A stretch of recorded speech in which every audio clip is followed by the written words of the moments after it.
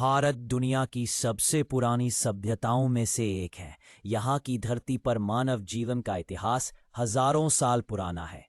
लेकिन सवाल उठता है कि भारत की खोज कैसे हुई? क्या सच में भारत की खोज किसी विदेशी ने की?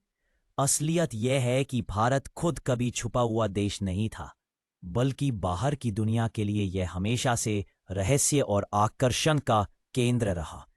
व्यापार, धर्म, संस्कृति और ज्ञान की खोज में दुनिया भर के लोग भारत आए। इस कहानी की समझने के लिए हमें हजारों साल पीछे जाना होगा। प्राचीन भारत और सिंधु घाटी सभ्यता। लगभग 5000 साल पहले सिंधु घाटी सभ्यता, इंडस वैली सिविलाइजेशन का उदय हुआ। मोहनजोदड़ो और हड़प्पा जैसे शहरों ने दुनिया को चौंका दिया।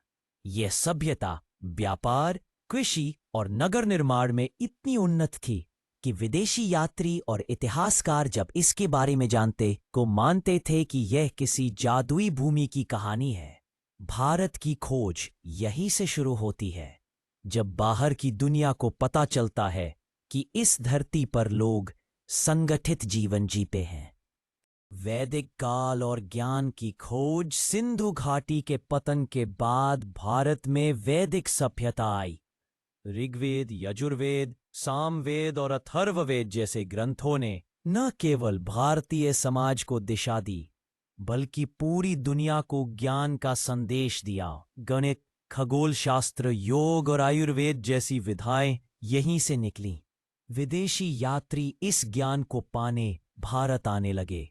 यूनानी, फारसी और चीनी लोग मानते थे कि भारत ज्ञान और अध्यात्म की भूमि है। विदेशी यात्रियों की नजर में भारत। हेरोडोटस ग्रीक हिस्टोरियन ने भारत का जिक्र किया। मेगास्थनीज ग्रीक एम्बेसडर ने इंडिका नामक पुस्तक लिखी, जिसमें भारत की राजनीति और समाज का वर्णन है। चीनी यात्री फाहियान और हुएनसांग बौद्ध धर्म को समझने भारत आए। अरब यात्री भारत को सोने की चिड़िया कहते थे।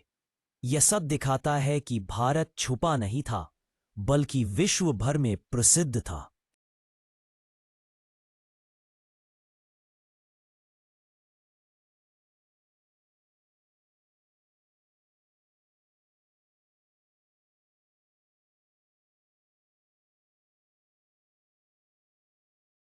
तब समुद्री यात्राओं की शुरुआत हुई।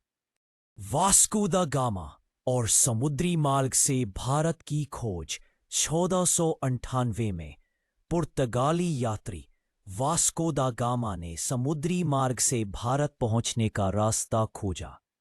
वह Cape of Good Hope, Africa से घूमकर कालीकट पहुंचा। यही वह पल था जिसे यूरोपियन इतिहासकार भारत की खोज कहते हैं।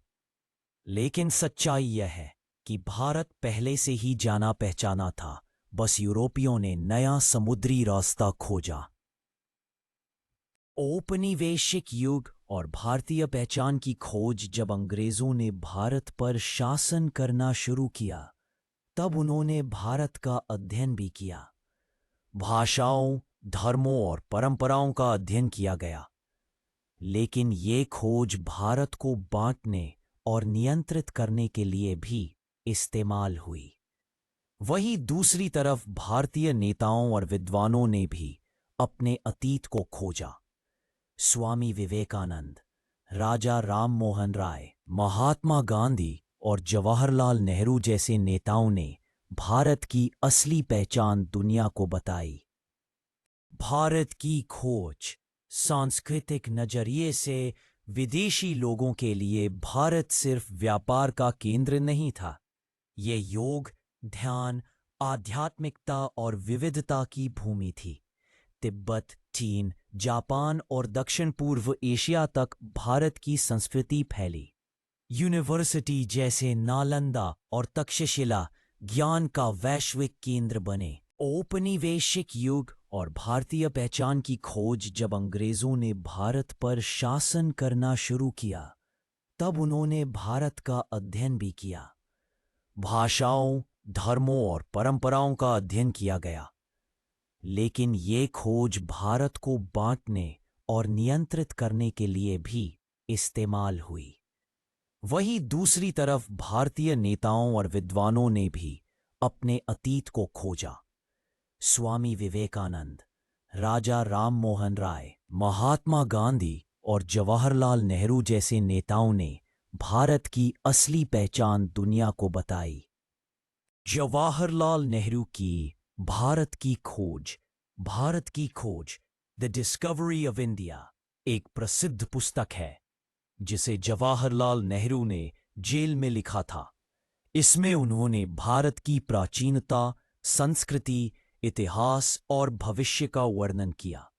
इस किताब ने आधुनिक भारत को अपनी जड़ों से जोड़ने का काम किया। भारत की खोज का असली मतलब भारत की खोज किसी एक घटना का नाम नहीं है। ये हजारों सालों की यात्रा है। प्राचीन सभ्यता से लेकर आधुनिक राष्ट्र तक भारत की पहचान लगातार बदलती रही है। भारत हमेशा से खुली किताब रहा है, बस बाहर की दुनिया ने उसे अपने अपने नजरिए से खोजा। असली खोज ये है कि भारत सिर्फ सोने चांदी का भंडार नहीं, बल्कि ज्ञान, संस्कृति और विविधता का खजाना है।